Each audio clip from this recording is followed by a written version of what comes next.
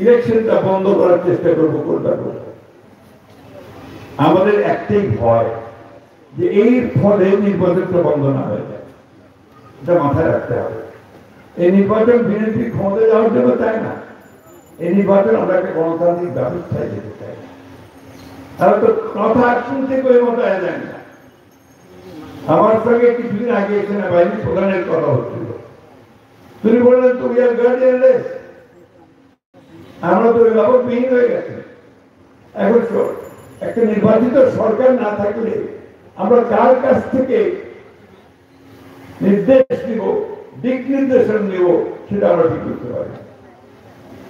তারাও চায় যে দেশে একটা নির্বাচিত সরকার আছে, দেশের প্রত্যেকটা মানুষ চায় একটা ইলেকটেড গভর্নমেন্ট। ব্যবসায়ীদের সঙ্গে আমি কি করছিলাম, সমস্ত বড় বড় ব্যবসায়ী বাংলাদেশে যত আছেন, ওই দোসররা নয়, তাদের মিত্ররা নয়।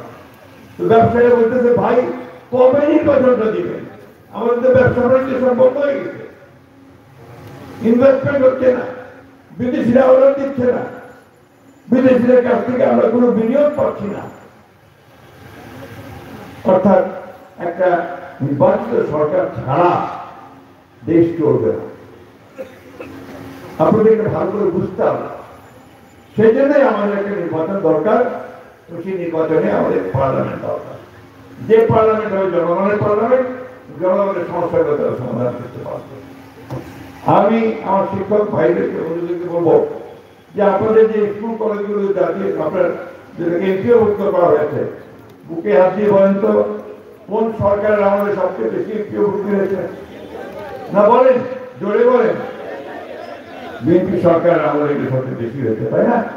আমার হাত দিয়ে আপনাদের অনেক স্কুল কলেজের এমপিওভুক্ত হয়েছে। এই কলেজ আপনাদের ধুলি কলেজ, এই কলেজের এমপিওভুক্তি আমাদের হাত দিয়ে হয়েছে। সুতরাং আমরা সবসময় ন্যায়সঙ্গত যে দাবি দেওয়া আছে সেগুলোর পক্ষে সবসময় থাকি। এবং আপনাকে কিন্তু বললাম, আমি যেহেতু শিক্ষক ছিলাম, সরকার যে এটা আমাদের কাছে অগ্রাধিকার পাবে, আমরা অবশ্যই এই সমস্যাগুলো সমাধান করতে পারি।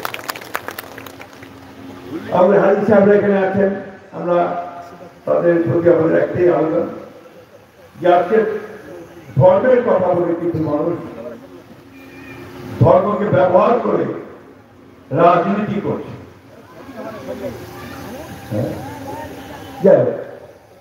এই জিনিসটা বোধহয় সঠিক হচ্ছে না।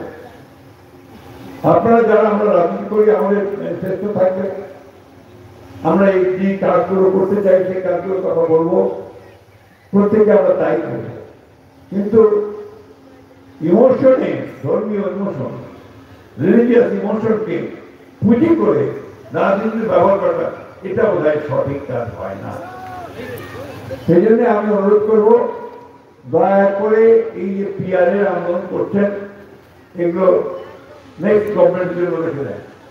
এখন তাড়াতাড়ি নির্বাচনটা হোক, নির্বাচন হয়ে গেলে যে গভর্নমেন্ট আসবে সেই গভর্নমেন্টের কাছে আমরা এই পিআর যা কিছু আছে সেগুলো নিয়ে আমরা কথা বলবো।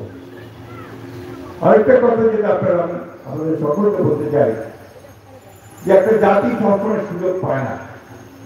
আমরা বহুবার আন্দোলন করেছি এবং এক একটা আন্দোলনে আমরা অসংখ্য লোক চলে গেছে, মারা গেছে, নিহত হয়েছে, শহীদ হয়েছে। আর কত রক্ত দেব আমরা?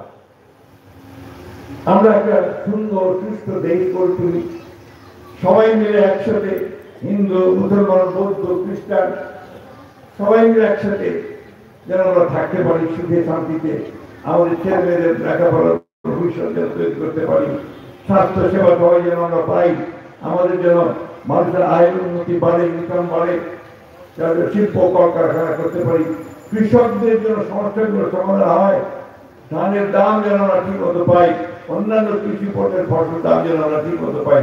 সেই জন্যই আমাদেরকে ওই একটা নির্বাচনের মধ্য দিয়ে একটা সরকারকে নিয়ে আসতে হবে, যে সরকারটা এই কাজগুলো করেছে।